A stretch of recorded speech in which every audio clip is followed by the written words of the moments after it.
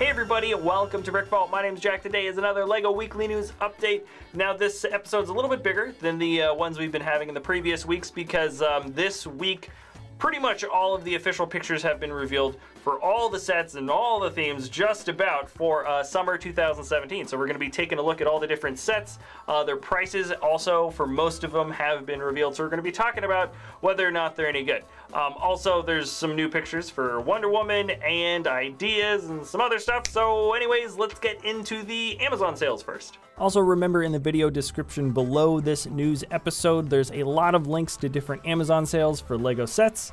And this week, the new additions to the Amazon sale discount list are a few different sets from Dimensions. All right, let's get into all of the new pictures now, and in no particular biased order. I'm just gonna start with the Star Wars Summer sets first. This set here is the First Order Transporter Speeder Battle Pack. Now we've got a pretty clear image of just a regular First Order Stormtrooper, a Flame Trooper, and a melee trooper. He's got the baton as well as a shield, which is the new piece. And the set also includes another set of melee weapons if you wanted to have two fighting hand-to-hand First Order soldiers in the pack, which is pretty nice. Next is the Bounty Hunter Speeder Bike Battle Pack. I've already expressed my sort of disappointment with the set because it does not come with a Zuckuss minifig, only Forlom, but I have to say this is probably going to still be one of the cooler battle pack sets that we're going to get from Star Wars. And we've never gotten a Bounty Hunter pack before, so I have a feeling it's going to be pretty popular on shelves. Next is the Jakku Quad Jumper. This is a ship that was pretty much not really in the Star Wars Force Awakens movie. You only see it for like a half second landed, which makes it kind of an obscure kind of ship to have for a set, though I think they did a good job building this thing. It is way under minifig scale, of course, and I'm also not a fan that they allowed one of Unkar's thugs, which used to be an exclusive fig. They included him in this set, so he's no longer an exclusive minifig. Next is the Rathtar Escape. This has the best part to price ratio out of any of the larger sets. Some really awesome minifigs are included in this one, and I really like the build for the Rathtar themselves. These next two sets have the best part to price ratio, being the Republic Fighter Tank. Here is a updated version of Ayla Secura. Right now this minifig is super hard to get and she's really expensive, so this updated version should be a cheaper way to get this character, and the build for the tank isn't actually too bad. Also, Darth Vader Transformation is coming up. We get some new droid figs and a pretty complete set with the Emperor, Darth Vader, and the injured Anakin for a transformation, just like the old version of the set. Now some of the larger sets that I'm not really a big fan of. We've got Tracker 1 from the Star Wars Freemaker Adventures TV show, a bit expensive for its price count, and there's also a lot of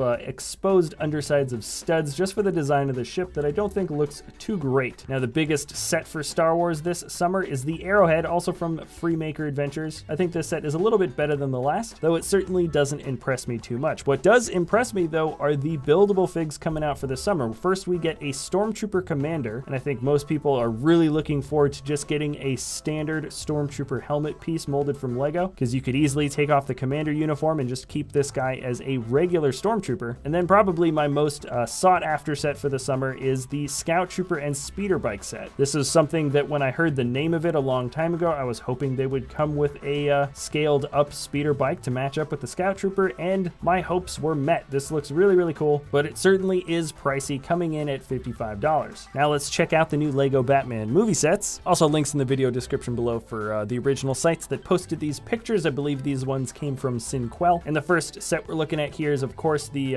Ultimate Batmobile. There's some awesome things included in this set. I'm looking forward to this one more than anything else, really. It's so cool, and it's also got a pretty decent part to price ratio. Next here is the Batwing. This is the ship that ultimately turns into the Scuttler later down the line, and if I'm not mistaken, we get an exclusive Harley Quinn minifigure for the set. This one is called Two-Face Double Demolition, and it seems like a set that is going to be a lot cooler than I initially anticipated. Both builds for the vehicles look really great, and I'm really happy that we are getting a standard version of Two-Face when instead we could only get him with the Arkham Asylum jumpsuit. Here is Bein Toxic Truck Attack. This set is going to be super popular because of that Bein minifig. I honestly do think the vehicle for this character is pretty good, but the part to price ratio is going to be super high just on the accountability because Bein is going to be so sought after. $50 for a a 366-piece set. Moving down to the small one, this is Scarecrow Fearful Face-Off, and here Scarecrow in his sort of classic getup is an exclusive minifig, and we have a pretty interesting build for what makes up the little helicopter. Also, Batman gets some cool Batwings again. All right, moving down, we've got more city sets now. The official images for City in the Summer is coming out, and appropriately, we've got Fun at the Beach, a pretty good summer set to have, if I don't say so myself. This is basically the beach-themed version of what we got at Fun in the Park last time around. Lots of exclusive city minifigs, and tons of great accessories to set up for your beachside parties and stuff like that. We're definitely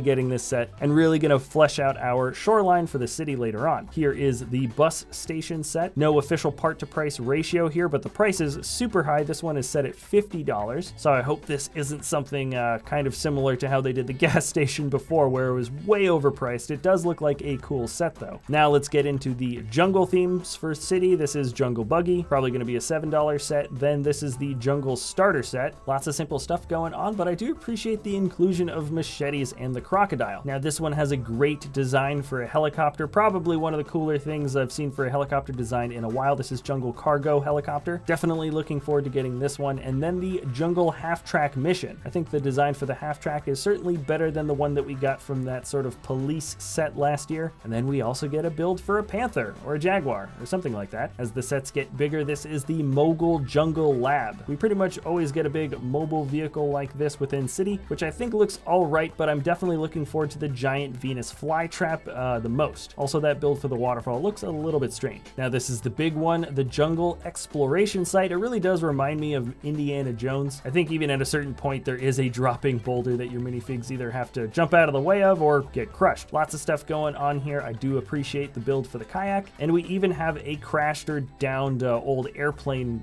crash site somewhere. This is extremely expensive for their part to price ratio. I have a feeling all of these are going to be a bit above average compared to some of the other Lego themes, but there you have it. Anyways, the Coast Guard theme is coming back with the little starter set here. Then there's another one called Sea Rescue Plane, another seaplane. I do like the color combination a little bit better than the last one. Then we get a set called 4x4 Response Unit, which actually feels pretty complete. I do like that we get another one of those older giant octopus molds, and it looks like this guy's inflatable dinghy has caught on fire. As the sets get larger, this is the heavy-duty rescue helicopter, a really big rescue helicopter. We actually have the old cargo rescue helicopter, sorry, Coast Guard rescue helicopter from before, and this one feels a little bit bigger and beefier. The Coast Guard headquarters is the big old set for the theme. Not only does it come with a massive boat, I think that's the same mold as the fire boat that we got from 2015, but we also have a pretty decent build for a, well, I guess a headquarters, a Coast Guard